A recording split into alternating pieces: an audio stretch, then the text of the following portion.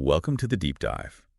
Today, we're really getting into the weeds of healthcare accreditation, and specifically how hospitals get ready for it, thinking about mock drills, documentation, all that stuff. Yeah, it's a fascinating process. We've pulled together insights from some big names, like Joint Commission International, NABH in India. Right, the National Accreditation Board for Hospitals and Healthcare Providers. A guide from PMC, some stuff from iSQA, Preparedness Consultancy, and even a case study about a mock drill down in South India. So a really good mix of sources. Exactly. Our goal here is to unpack what accreditation actually is, why it matters so much, and, the nitty-gritty of how places prepare, especially those simulated emergencies. Okay, so let's start right at the beginning. What is healthcare accreditation fundamentally? Well, at its core, it's like a methodical checkup for the hospital itself, right? Exactly. It's a systematic evaluation. Healthcare facilities basically invite these expert bodies in to see if they're meeting established standards for quality and, crucially, patient safety. And these accrediting bodies, they don't just glance around. They use best practices. They look really closely at policies, procedures. And they do on-site inspections, too, to see how things actually work day to day. Right. And it's not just one system worldwide. You've got national bodies like the Saudi one or NABH in India. Yeah. And then the international players like Joint Commission International, JCI, Accreditation Canada, the Australian Council. And it's interesting you mentioned they're all nonprofits. Yeah, which sort of underscores their main goal isn't profit, it's improving care quality. Precisely. Accreditation ends up being this kind of hallmark, A signal? a clear signal to everyone, especially patients, that this hospital or clinic is really committed to high quality, safe care. It's more than just getting a certificate on the wall. Right. It's about ongoing effort. And an ongoing commitment to checking themselves, improving, all judged by independent experts. So, okay, it sounds like a lot of work for a hospital. Why go through all that trouble? What are the real upsides? Oh, the benefits are pretty significant. First and foremost, it demonstrably enhances patient safety and the quality of care. How? By sticking to these often very rigorous standards, hospitals are actively working to cut down risks and, improve patient outcomes. Yeah. Secondly, it really boosts public trust. It says we hold ourselves to a high standard. Builds confidence in the community. Definitely. And then there are practical things, too. Sometimes it means better reimbursement from insurance or payers. Ah, the financial angle. Yeah, and sometimes it's even required just to be in certain networks or programs. That makes sense. And thinking about JCI, their mission is pretty clear, right? To enable and affirm the highest standards globally. Yeah, they've been doing it for over 20 years now, accredited over 1,000 programs in, 70-plus countries? That's a huge reach. Wow. And you hear from hospital leaders themselves about the impact. You do. They talk about how going through the JCI process, for instance, really improved teamwork. Got people talking across departments? Exactly. Better coordination, better communication. Others talk about increased community confidence, stronger risk management. And just building that overall culture of safety for patients and for the staff. Right. It permeates the organization. And then there's NABH, which we mentioned, part of India's Quality Council. It seems specifically focused on kind of the Indian context, setting benchmarks there. Yes, catering to local needs and setting those national standards.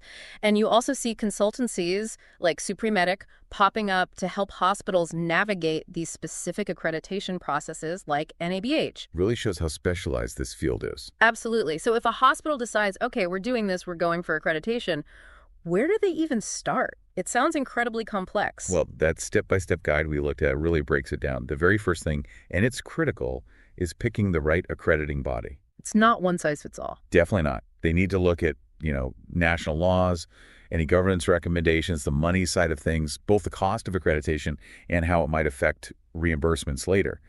The scope of what that body actually accredits, and importantly, how well the accreditor's whole mission and values kind of clicks with the hospital's own identity. That values alignment point is really interesting. You want a good fit. So, okay, they've picked their accreditor.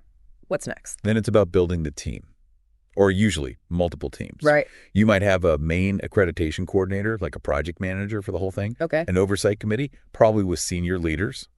Then people who become experts on specific chapters or standards. Chapter leaders, yeah. And then you need champions, people embedded in different departments to really drive it on the ground. Clear roles, regular meetings, that structure is key. Makes sense. And I guess one of the first big jobs for those teams is figuring out where they stand right now compared to the standards. Exactly. That's the gap analysis. It's absolutely vital. So finding the weak spots. And the strengths, too. Yeah. It's about getting an honest picture. They use audit tools, review all their existing documents, actually watch how care is delivered. Performance observation, right? Yeah. Trace a patient's journey through the hospital, talk to staff, talk to patients even, get all those different perspectives. That sounds incredibly thorough. So you found the gaps. Then what? Then you build your action plans. And these need to be detailed. Not just fix the problem. Yeah, no. Specific tasks, realistic deadlines for each one, and who is actually responsible for getting it done. Accountability. Right. And the guide also mentions that some bigger picture things like building a safety culture, managing change, making sure leadership stays involved, engaging staff, those need to be part of the plan too, even if they didn't pop up as a specific gap. They're foundational. Exactly. That staff engagement piece sounds like it could be tricky. You're asking a lot of busy people to change how they work sometimes. It definitely can be a hurdle. The guide mentions things like maybe the existing culture makes people hesitant to report errors, or they haven't had enough training, or maybe resources are tight. Common challenges. Yeah. So strategies involve good training, tailored to different people, really open communication so staff feel safe speaking up, and just promoting teamwork. But fundamentally, that leadership commitment has to be there right from the top, overseeing it, allocating resources, talking it up. Absolutely critical. And I'm imagining just mountains of paperwork underpinning all this. Oh, you have no idea. Meticulous documentation, collecting evidence, it's non-negotiable. Like what kind of stuff? Everything. Policies, procedures, clinical guidelines, meeting minutes, quality improvement data, patient survey results, performance reports, safety incident reports. Wow. The old saying, if it wasn't documented, it didn't happen. That is absolutely the rule here. Got it. Okay, so the groundwork's laid, teams are working, gaps are being addressed, documents are piling up. How do they actually test if they're ready for, the real thing, an actual emergency? Or even just the surveyors visiting? Now we get to the mock drills. This is where it gets really practical. The practice runs. Exactly. Simulated scenarios mimicking real emergencies. Could be a fire, could be a code blue, could be a mass casualty incident. Like the case study we'll get to. Right. These drills are absolutely essential to see how well the staff and the hospital systems actually perform under pressure. And there are different kinds of drills, aren't there? It's not just one type. Correct. You've got tabletop drills, more like a discussion, walking through roles and plans hypothetically. Okay. Then full-scale drills, much more hands-on, active simulation, maybe actors as patients, using equipment, moving around. The immersive kind. Yeah. And functional drills, which focus on testing just one specific part, like maybe just the communication system or the evacuation process. So tabletop is planning, functional is testing a piece, full scale is the whole show. Pretty much, yeah. And why are these drills so valuable? What do hospitals gain from doing them? Well, huge value. They uncover weaknesses you'd never spot just reading a plan on paper. Things you didn't anticipate. Exactly. They test communication. They force teams that maybe don't work together often to collaborate. Builds muscle memory almost. It does. And it builds staff confidence because they've practiced in a safe space. And, of course, it's often required by accreditors like NABH and JCI. They want to see you're doing these.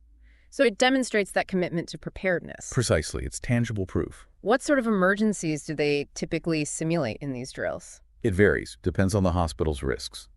But common ones are fire evacuation drills, medical emergencies like cardiac arrest. Code blue, code red. Right. Mass casualty events, power outages, security issues like an active shooter or infant abduction, maybe even radiation safety drills if that's relevant. And just like everything else in accreditation, I'm guessing the documentation around these drills is super important too. Absolutely integral. It's not just ticking a box. Documenting the drill is key for evaluation and improvement. What does that involve? Well, before the drill, you need planning documents. Clear objectives, the scenario details, who's playing what role, what you expect to happen. Okay. During the drill, someone needs to be taking notes in real time. Timelines, how teams performed, anything that didn't go according to plan. Observing and recording. Yes. And then after, the debrief is crucial, followed by a formal report. What goes in the report? It summarizes what happened, revisits the objectives, highlights weaknesses found, makes specific recommendations for improvement, and lists corrective actions. Closing the loop. Exactly. And you need to track if those improvements actually work in later drills. All this paperwork shows accreditors you're serious about learning and getting better. That makes total sense. It's a continuous cycle. So let's make this concrete. Let's talk about that real-world example, the case study from the Nizam's Institute of Medical Sciences in South India. What was that drill about? Right. This one focused specifically on disaster preparedness for a mass casualty incident, an MCI. Okay, a big one. Yeah. They simulated a building collapse near the hospital. The idea was to see how key hospital zones would cope. And which zones were they looking at specifically? 4 main areas: the Incident Command System, the ICS. The nerve center. Right. The restriction zone for controlling access, the triage zone for sorting patients by severity, and the treatment zone where the actual medical care happens. Okay, so how did they set up for this simulated building collapse? They had a pre-drill briefing for the staff involved. And interestingly, the study mentioned they actually created a quick flow diagram disaster plan just for this drill. Because they didn't have a formal one already. Apparently not a comprehensive documented one readily available at that moment. Yeah. They also made sure emergency gear was ready. Okay, so the simulation starts, a building collapses nearby. What happened in those zones? Right, so the disaster happens. They set up the incident command system in the duty residence room for hospital administration, and ambulance goes out. Simulating the response. Yeah. The emergency department becomes the disaster control zone. They move stable patients out, set up triage and treatment areas in the surgical ICU. And they had 20 volunteers acting as victims arriving. Made it feel real. What did they find regarding the incident command system? Well, there wasn't a dedicated room beforehand, but they got one set up in the residence room. The drill started a bit late, and without that formal plan, they weren't following one initially. Took time to get organized. Yeah, but command was established in about 20-30 minutes, and crucially, they kept staff updated. Okay. What about the restriction zone? How did that go? They set one up near the info counter, defined the boundaries, but security was noted as a weak point there, and a key finding. Victim documentation wasn't done properly in that zone. Staff knew what to do from verbal instructions, but weren't aware of a written plan. Interesting. And the triage zone, where they sort the victims? That was in the observation area run by nursing and anesthesia leaders. Space was a bit tight, but it worked efficiently because they had enough supplies. Victims got assessed and treated initially, but they didn't use the color-coding system for triage priority. Okay, a procedural gap. And the treatment zone. Inside the surgical ICU. Boundaries were marked. The emergency clinical in charge was leading it. Staffing levels were found to be insufficient, which is a major concern. Yeah. But the staff there were kept informed, and they had enough medical supplies in their disaster inventory. Security, though, was again noted as inadequate, just like in the restriction zone. So putting it all together, what was the final verdict on the drill? The overall assessment was kind of mixed. The incident command and treatment zones worked pretty well, all things considered. Yeah. But the restriction and triage zones needed definite improvement, especially how quickly they got up and running. Okay. And a big theme was that lack of staff awareness about their specific disaster roles, which seemed linked directly to not having that formal, written, well-circulated disaster plan. That lack of a plan seems like a really fundamental issue they uncovered. Absolutely. So what did the study recommend based on all this? Key recommendations were: do these drills regularly, using standard ways to assess them, develop and actually circulate a proper documented disaster plan urgently. Makes sense. Address the staffing and space shortages they found in triage and treatment, and work on better coordination between departments during emergencies. Pretty clear action items came out of it. Definitely. So as we wrap up this deep dive, it's just so clear how vital healthcare accreditation is, isn't it? For quality, for safety. Absolutely. And these mock drills, the documentation, they're not just hoops to jump through. They are essential tools for proving readiness and meeting those tough accreditation standards. Yeah, that case study really highlights the messy reality sometimes and how valuable it is to find those gaps before a real crisis hits. It really does. And it shows that getting accredited isn't the end point. It's an ongoing process, continuous improvement, always focused on patient well-being. Couldn't agree more. Yeah. And it makes you think, what's next? How could technology, like AI simulations maybe, change how hospitals prepare for emergencies and accreditation? Ooh, interesting thought.